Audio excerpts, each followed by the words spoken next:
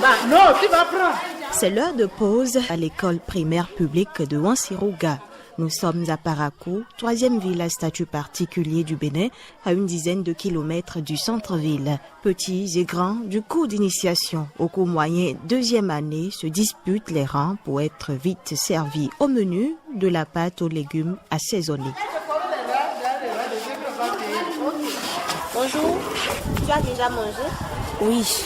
Et toi? Non, j'attends mon tour. Une ration journalière servie gratuitement aux apprenants. Au Bénin, l'on doit cela à l'initiative des cantines scolaires gouvernementales. Le premier acte a été posé le 20 juillet 2017, date de signature d'un accord entre le gouvernement et le Programme alimentaire mondial PAM pour le retour des cantines scolaires dès la rentrée 2017-2018. Salimane Karimou, ministre de l'enseignement primaire, dans une interview accordée à la télévision nationale. Désormais, nous aurons effectivement à nourrir 351 109 écoliers de toutes nos écoles concernées, et ceci à chaque jour de classe. L'élève qui entre là dans cette école à cantine aura au moins un repas chaud. Lucien Kokou, alors ministre de l'enseignement secondaire. Les objectifs de développement durable, l'ODD 4 surtout, nous impose une éducation inclusive et de qualité, sur pied d'égalité, avec la possibilité d'apprentissage tout au long de la vie. La structure qu'on a adoptée, c'est la structure d'un pavé droit, c'est-à-dire que d'un parallélépipède rectangle où le flux qui rentre, ça doit être le flux qui sort. C'est une condition d'accessibilité pour que les enfants dans nos contrées puissent aller à l'école. La faim est un facteur défavorable à l'attention de l'apprenant. Dû au faible niveau de revenus des ménages, elle est la cause du mauvais rendement scolaire observé et des taux élevés d'abandon de classe dans les zones ciblées. Salimane Karimou. Une fois que l'enfant sait qu'il a à manger à l'école, il viendra forcément à l'école. Donc, l'accès à l'école est amélioré en ce moment-là. Il va y rester, il ne va pas abandonner. Donc, le taux de rétention va s'améliorer au niveau de l'école. Puisqu'il est là, il apprend sérieusement à sa manière, à son rythme et à son allure, il va rester durant le temps prévu pour ça. Le taux d'achèvement est amélioré. Son taux de performance va s'améliorer. Alors, vous voyez quel genre de nation nous sommes en train de construire en mettant l'alimentation scolaire en priorité de tout ce que nous avons à faire. C'est fondamental dans la vie de nos écoles. C'est fondamental dans la vie de tout être humain, l'alimentation. Selon le Programme alimentaire mondial, citation, dans le monde en développement, 66 millions d'enfants d'âge scolaire vont à l'école, le ventre vide, dont 23 millions rien qu'en Afrique. Actuellement, 75 millions d'enfants ne sont pas scolarisés. Les ménages démunis sont souvent obligés de choisir entre envoyer leurs enfants à l'école ou travailler au champ. Pour une famille démunie, trouver de quoi se nourrir aujourd'hui peut prendre la priorité sur le potentiel de leurs enfants demain. Dans pareilles circonstances, un repas de cantine quotidien donne aux parents un intérêt fort à envoyer leurs enfants à l'école et à les y maintenir. Fin de citation. Aucun enfant ne devrait aller à l'école le ventre vide. C'est l'objectif que s'était fixé le PAM en 2015. La structure onusienne a prévu, dans la composante 1 du programme pays 2015-2018 au Bénin, d'appuyer l'adoption d'une approche intégrée en matière d'alimentation scolaire à l'échelle nationale. Cette approche, expérimentée dans 50 écoles pilotes au Bénin, prend en compte l'éducation, la nutrition, la santé, l'agriculture, l'hygiène et l'assainissement. Armel Korongone, chargé de programme du PAM lors d'une activité le 6 octobre 2016. Ils vont avoir des repas nutritifs qui vont les aider à leur assurer une croissance mieux adaptée.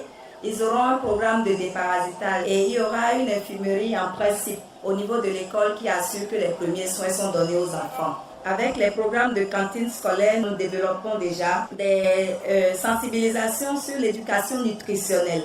Nous allons également voir à travers les parents d'élèves qui visitent l'école et qui gèrent la cantine scolaire comment leur donner un peu de formation pour qu'à la maison, au-delà des repas nutritifs à l'école, les enfants puissent avoir des repas équilibrés également à la maison. Les questions d'hygiène, d'assainissement, avec à l'appui de la sensibilisation et autour des questions de lavage de mains, de la propreté, de l'hygiène des cuisinières. Le gouvernement béninois est séduit, conscient des enjeux. C'est ainsi qu'il décide, dès la rentrée scolaire 2017-2018, d'accroître le taux de couverture au plan national de 29 à 51%.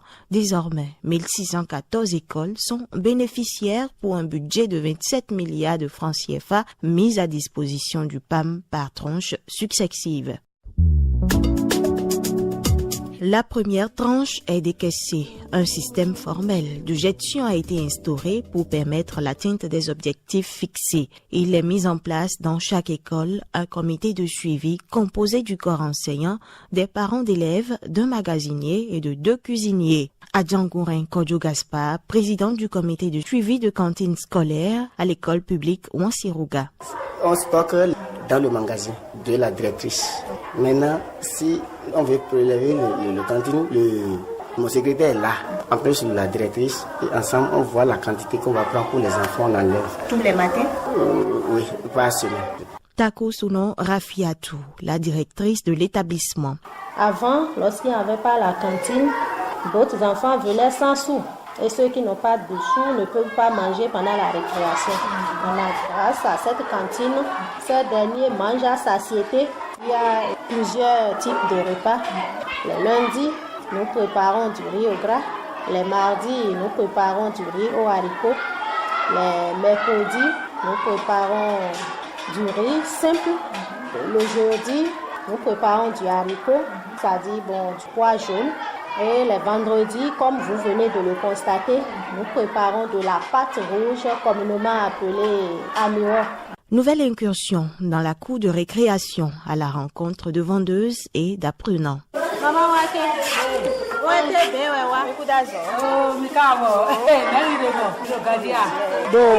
Nous venons de finir la cuisson de la pâte rouge que nous servons aux enfants.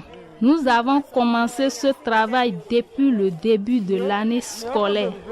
Nous travaillons de manière à ce que les enfants mangent bien et soient bien servis. Il est midi, mais tu n'es pas encore rentré. Pourquoi? Nous ne sommes pas rentrés parce que je mange ici. Ça me fait du bien et je suis heureuse. Après le repas, les enfants s'entraînent entre camarades à réviser leurs leçons avant la reprise des cours à 15h. Les parents, de leur côté, se réjouissent de la situation. Gustave Baudé, président du bureau APE de l'EPP Ouansirouga.